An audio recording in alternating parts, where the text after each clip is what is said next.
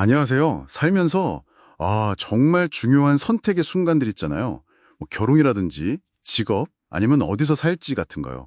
그럴 때 고민 참 많이 되시죠? 네, 정말 그렇죠. 오늘 저희가 함께 살펴볼 자료들은 바로 그런 고민 앞에서 하나님의 뜻을 어떻게 알 수 있을까 여기에 대한 이야기입니다. 네, 단순히 뭐랄까, 정답 찾기라기보다는요. 맞아요. 그 과정을 통해서 하나님하고 좀 더 가까워지는 길을 찾아보는 게 오늘 저희 목표입니다. 자, 한번 깊이 파고 들어가 볼까요? 좋습니다. 이 자료들 보면 흥미로운 게 하나님의 뜻을 분별하는 걸 그냥 뭘 해야 하나, 이 문제로만 안 본다는 거예요. 그럼 어떻게 보는데요? 오히려 내가 어떤 사람이 되어야 하는가, 이 근본적인 질문이랑 연결시키더라고요. 그 로마서 12장 2절 말씀 있잖아요. 네네, 마음을 새롭게 하라는 그 말씀이요? 맞습니다. 세상 방식 따르지 말고 마음을 새롭게 해서 하나님의 뜻을 분별해라. 이게 오늘 이야기의 뭐랄까 핵심 전제 같은 거죠. 그렇군요. 그러니까 그냥 이 길이 맞나 하고 외부 신호만 살피는 거랑은 좀 다르다는 거네요. 네, 그렇죠. 자료를 보면 흔히들 감정이나 문이 열렸네, 닫혔네 하는 그런 상황에만 의존하려는 거 이거 좀 경계해야 한다고 지적해요. 그 조지 뮬러 얘기도 나오죠. 그분은 느낌이나 인상에만 의지하는 건 좀 위험할 수 있다. 이렇게까지 말했다고요? 맞아요. 그게 되게 중요한 포인트 같아요. 그래서 구분이 필요하다고 강조하는데요. 하나는 하나님의 주권적인 뜻. 그러니까 우리가 다 알 수 없는 큰 그림 같은 거요. 신비의 영역이죠. 네네, 우리가 이해하기 어려운. 감상하라는 거. 이런 것들이죠. 그러니까 개인적인 결정을 할 때는 그 계시된 뜻, 이미 알려주신 원칙 안에서 답을 찾아야 한다. 이런 말씀이시군요. 네, 바로 그거죠. 하나님의 성품에 대한 이해랑 가치요. 그게 기본이라는 겁니다. 그렇군요. 그럼 그 원칙들을 실제 결정할 때 좀 구체적으로 어떻게 적용할 수 있을까요? 자료들에서 제시하는 방법들이 궁금한데요. 여러 가지를 좀 종합적으로 보라고 해요. 일단 첫째는 뭐 당연하지만 말씀입니다. 기본 중에 기본이죠. 네. 성경 꾸준히 읽고 묵상하면서 하나님의 성품, 그분의 원리를 알아가는 거, 이게 모든 분별의 기초가 되는 거죠. 디모데후서에도 그렇게 나와 있고요. 네. 말씀이 기본인 건 알겠는데, 근데 막상 어떤 결정을 딱 내려야 할 때는 좀 막막할 때가 많잖아요. 그래서 두 번째 도구가 중요해요. 바로 기도죠. 기도요? 네.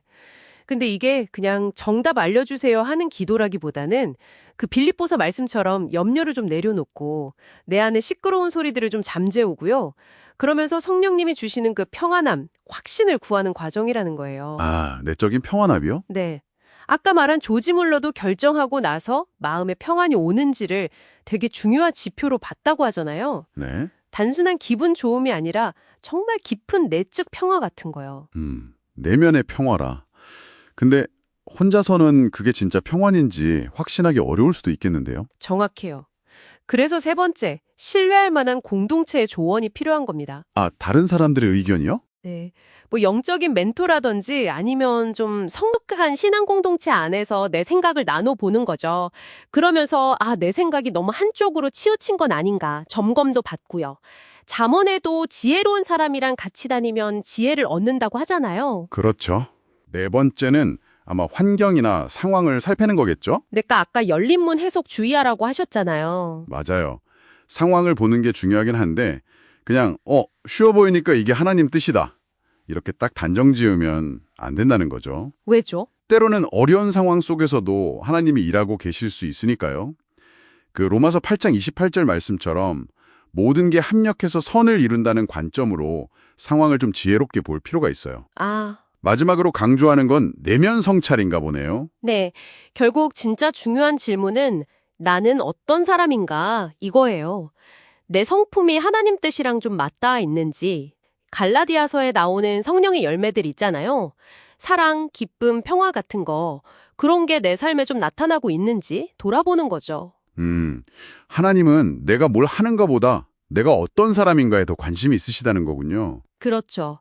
그걸 꼭 기억해야 한다고 강조합니다. 듣고 보니까 이 모든 방법들 이전에 뭔가 좀 근본적으로 갖춰야 할 마음가짐 같은 게 있을 것 같은데요. 핵심을 딱 짚으셨네요. 바로 자기 뜻을 내려놓는 것. 자기 뜻을 내려놓는다. 네. 조지 밀러는 자기 고집면 꺾으면 분별의 어려움 90%는 해결된다고까지 봤어요.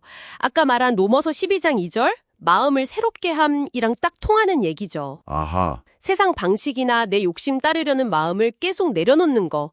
그런 영적 훈련이 있어야 분별하는 렌즈가 깨끗해진다. 뭐 이런 이야기입니다. 와. 그럼 그렇게 어렵게 결정을 내렸어요. 근데 그러고 나서도 혹시 이거 잘못된 선택 아니었을까 이런 불안감이 들 수도 있잖아요. 네, 충분히 그럴 수 있죠. 그래서 결과에 너무 얽매이지 말라고 조언해요. 결과보다는 과정이에요. 네, 완벽한 결과를 내는 것보다 그 과정에서 내가 얼마나 사랑으로 순종했는지 거기에 초점을 맞추라는 거죠. 그리고 설령 좀 실수가 있었다 해도 하나님은 그 모든 걸 사용하셔서 결국에는 선한 목적을 이루실 거라는 믿음. 아까 로마서 8장 28절 29절 말씀이요. 그걸 가지라는 거죠. 요셉 이야기처럼요. 그렇죠. 형들한테 팔려갔지만 결국 많은 사람을 살리게 된 요셉의 삶이 좋은 예시가 될 수 있겠죠. 결국 이 하나님의 뜻을 아는 능력이라는 게 그냥 기술이 아니라 하나님과의 관계 안에서 점점 자라나는 거군요. 맞습니다. 분별이라는 게 무슨 숨겨진 보물지도 찾는 그런 기술이 아니고요. 지금 이 순간 하나님과 같이 걸어가면서 그분의 성품을 닮아가는 여정, 그 자체에 더 가깝다는 거예요. 내 마음이라는 나침반을 계속 하나님의 성품과 목적에 맞춰가는 과정. 네, 바로 그거예요. 말씀, 기도, 공동체, 또 성찰. 이런 걸 통해서 매일매일 그분과 동행하는 것. 그게 가장 확실한 분별의 길이라고 이 자료들은 말하고 있는 거죠. 오늘 이 깊은 탐구를 마무리하면서 당신께 이런 질문을 한번 던져보고 싶네요.